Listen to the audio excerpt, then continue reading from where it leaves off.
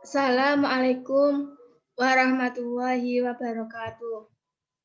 Perkenalkan, nama saya Alvina Rahmawati dari Fakultas FAI Tarbiyah Universitas Islam Sultan Agung Semarang. Saya di sini akan menjelaskan tentang macam-macam strategi pembelajaran.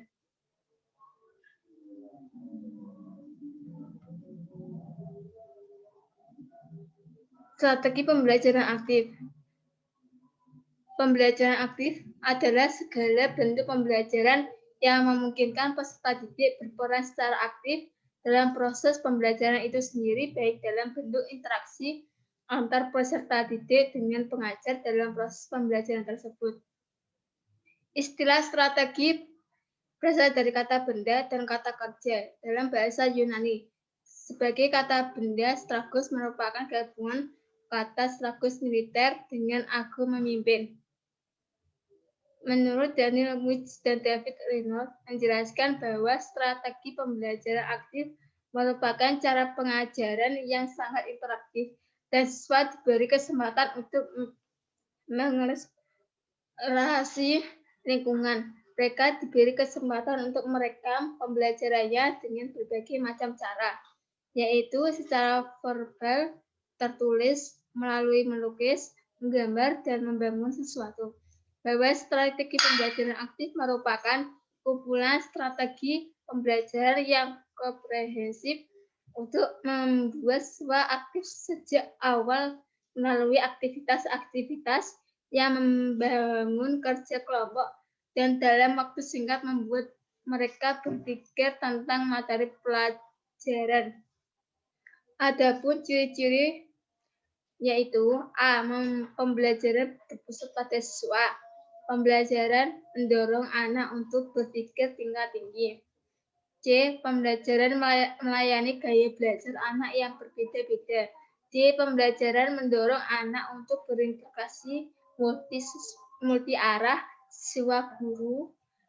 E. Pembelajaran menggunakan lingkungan sebagai media atau sumber belajar. F. Penataan lingkungan belajar memudahkan siswa untuk melakukan kegiatan belajar. G. Guru memberikan umpan balik terhadap hasil kerja anak. Adapun tujuan yaitu A. Untuk mengaktifkan peserta didik sejak dini. B. Untuk membangun peserta didik memperoleh pengetahuan. C. Untuk menguatkan daya ingat. Adapun bentuk-bentuk yang pertama yaitu strategi pembelajaran Kersut. 2. Strategi pembelajaran kooperatif Jigsaw. 3. Strategi pembelajaran debat aktif. Selanjutnya yaitu strategi pembelajaran kooperatif. Definisi menurut Kagam 1992 mendefinisikan pembelajaran kooperatif sebagai suatu strategi instruksional yang melibatkan interaksi siswa secara kooperatif dalam mempelajari suatu topik sebagai bagian integral dari proses pembelajaran. Pada pembelajaran ini menekankan pada pemberian kesempatan belajar yang lebih luas dan suasana yang kondusif, di mana siswa dapat memperoleh dan mengembangkan pengetahuan, sikap, nilai, serta keterampilan-keterampilan sosial yang bermanfaat bagi kehidupan di masyarakat. Pembelajaran kooperatif dikenal dengan pembelajaran secara kelompok. Pembelajaran kooperatif dapat didefinisikan sebagai sistem atau belajar kelompok yang tekstur. Adapun karakteristik yang pertama, positif independen. Hal ini menunjukkan adanya saling ketergantungan di antara anggota kelompok. 2. Individual accountability. Jadi setiap individu mempunyai rasa tanggung jawab untuk menyelesaikan pekerjaan yang terjadi yang menjadi tanggung jawab kelompok agar hasil belajar menjadi baik. 3. Fact-to-fact promotive interaction. Maksudnya adalah setiap anggota kelompok harus saling membelajarkan dan mendorong agar tujuan dan tugas yang diberikan dapat dikuasai oleh semua anggota kelompok. 4. Operative use of collaborative skill. Dalam kelompok ini, setiap individu berlatih untuk dapat dipercaya, mempunyai jiwa kepemimpinan, dapat mengambil keputusan maupun berkomunikasi, dan memiliki keterampilan untuk mengatur konflik.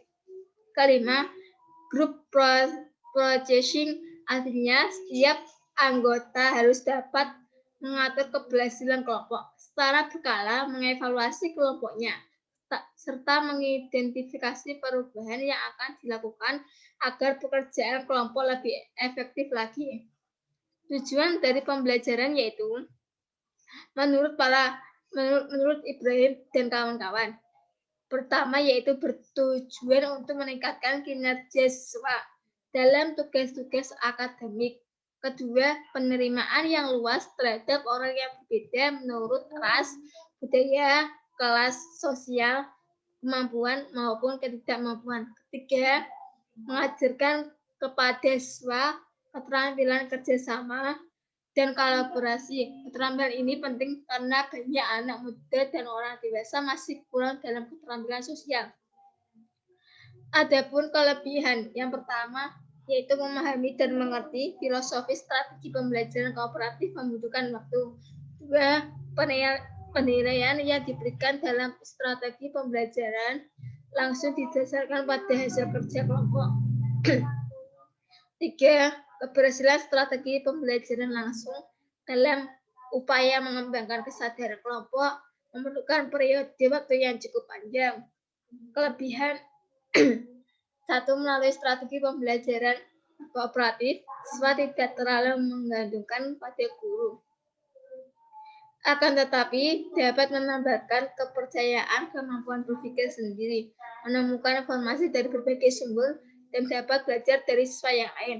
Strategi pembelajaran kooperatif dapat mengembangkan kemampuan mengembangkan ide atau gagasan dengan kata-kata secara verbal dan membandingkan dengan ide-ide orang lain.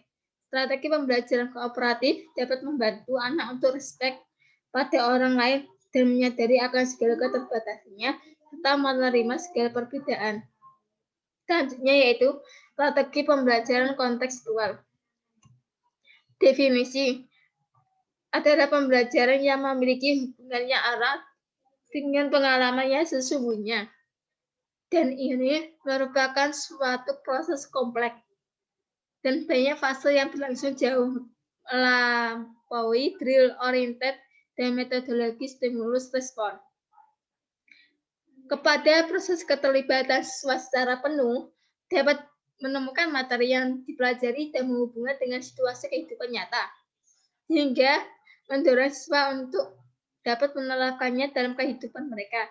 Strategi pembelajaran kontekstual merupakan suatu proses pendidikan yang holistik dan bertujuan memotivasi siswa untuk memahami materi pelajaran yang dipelajarinya dengan mengaitkan materi tersebut dengan konteks kehidupan mereka sehari-hari, konteks pribadi, sosial, dan kultural, sehingga siswa memiliki pengetahuan atau keterampilan yang secara fleksibel dapat diterapkan transfer dari suatu permasalahan atau konteks ke permasalahan konteks lainnya. Karakteristik, yaitu pembelajaran merupakan proses pengaktifan pengetahuan yang sudah ada, pembelajaran untuk memperoleh dan menambah pengetahuan baru, pemahaman pengetahuan, mempraktikkan pengetahuan dan pengalaman tersebut, melakukan refleksi. Adapun tujuan yaitu untuk memotivasi siswa untuk memahami makna materi pelajaran yang dipelajarinya dengan mengaitkan materi tersebut dengan konteks kehidupan mereka sehari-hari, sehingga siswa memiliki pengetahuan atau keterampilan yang secara fleksibel dapat diterapkan dari permasalahan-permasalahan lainnya. Model pembelajaran ini bertujuan agar dalam belajar itu tidak hanya sekedar menghafal, tetapi perlu dengan adanya pemahaman. Model pembelajaran CTL bertujuan untuk melatih siswa agar dapat berpikir kritis dan terampil dalam memproses pengetahuan agar dapat menemukan dan menciptakan sesuatu yang bermanfaat bagi dirinya sendiri dan orang lain. Adapun komponen memiliki 7 komponen. A. Konstruktivisme, B. Inquiry, C. Questioning, D. e-learning community, E. Modeling, F. Reflection, G. Outdating assessment. Adapun kelebihan, pembelajaran lebih bermakna, artinya siswa bisa melakukan sendiri kegiatan yang berhubungan dengan materi, sehingga siswa dapat memahaminya. Pembelajaran menjadi lebih produktif, karena siswa akan menemukan sendiri konsepnya, bukan menghafalkan. Menumbuhkan keberanian untuk mengungkapkan pendapat tentang materi yang dipelajari. Menumbuhkan rasa ingin tahu. Menumbuhkan kemampuan dalam bekerja sama untuk memecahkan masalah. Adapun kekurangan, satu guru yang berwawasan yaitu guru yang memiliki wawasan baik dalam hal penerapan maupun pendekatan. Dua, materi dalam pembelajaran. Guru harus pandai dalam mencari pembelajaran yang kemudian perlu disusun agar bermakna bagi siswa.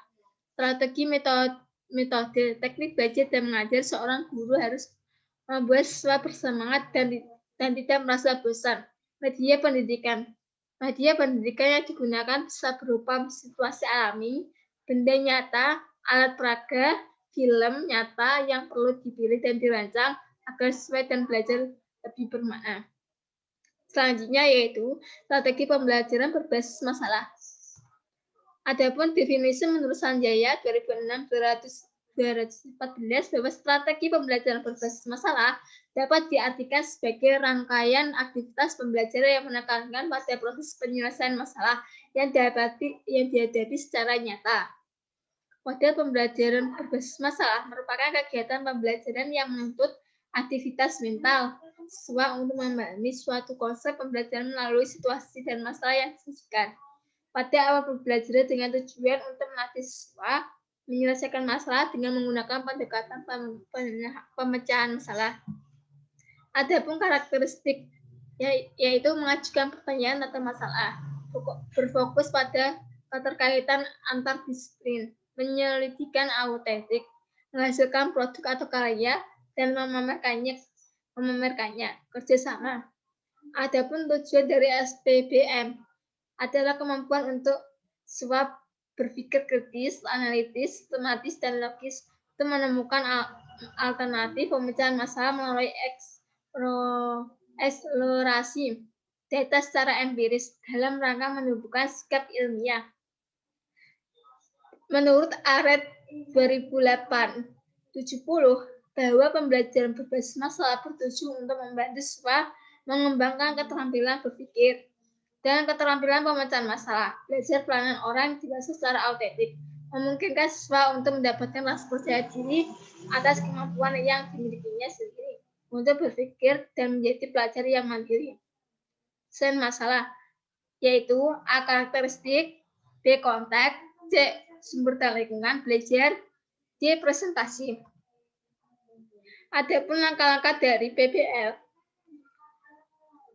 Orientasi siswa pada masalah.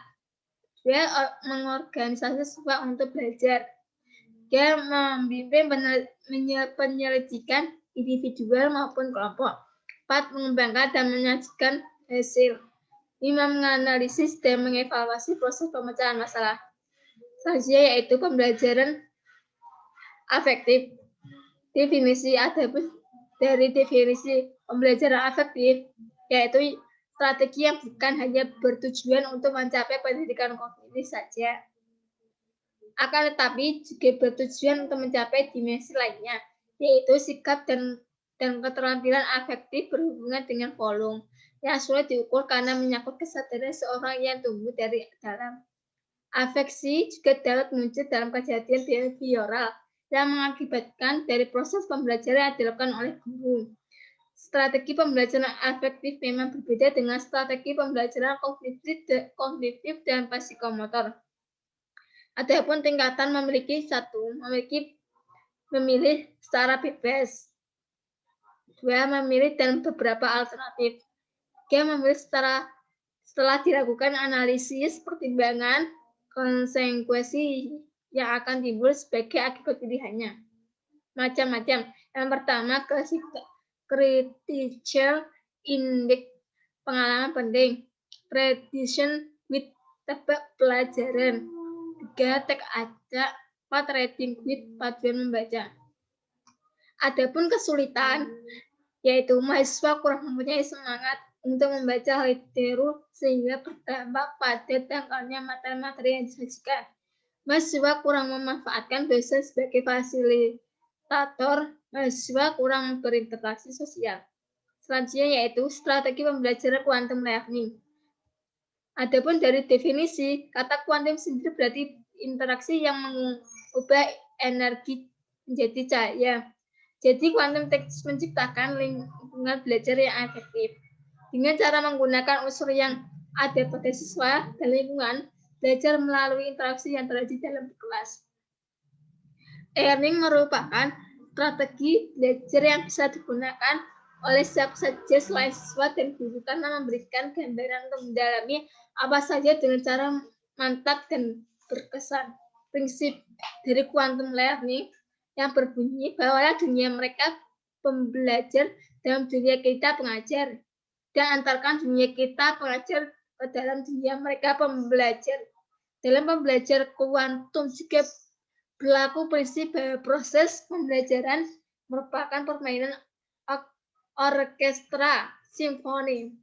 Prinsip-prinsip dasar sebagai berikut. Ketahuilah bahwa semuanya berbicara.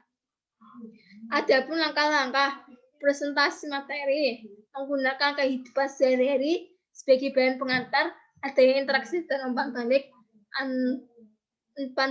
antar siswa dan guru. Siswa mencatat materi pelajaran, memberikan kesempatan pada siswa untuk aktif. Guru dan siswa bersemangat dalam kegiatan pembelajaran. Adapun kelebihan dari quantum learning serta kekurangan, yaitu menurut Tony Buzan sebagai berikut. 1. Memerlukan dan menuntut keahlian dan keterampilan guru lebih khusus. 2. Memerlukan proses perancangan dan persiapan pembelajaran yang cukup matang dan terencana dengan cara yang lebih baik. 3. Adanya keterbatasan sumber belajar, alat belajar, dan menuntut situasi dan kondisi serta waktu yang lebih banyak. Pembelajaran saintifik. Adapun pengertiannya yaitu metode pembelajaran ini masuk dalam kurikulum 2013, yang mana kurikulum 2013 merupakan sebuah kurikulum yang terintegrasi.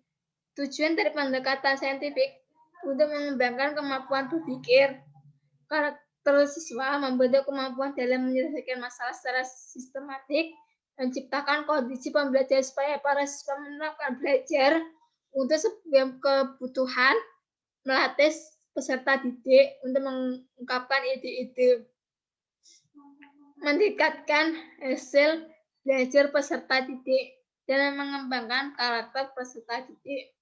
Adapun dari prinsip-prinsip, yaitu pembelajaran berpusat pada peserta didik, berpusat pada kegiatan siswa secara fisik dan mental dalam membangun makna dan memahami suatu konsep, hukum, dan prinsip.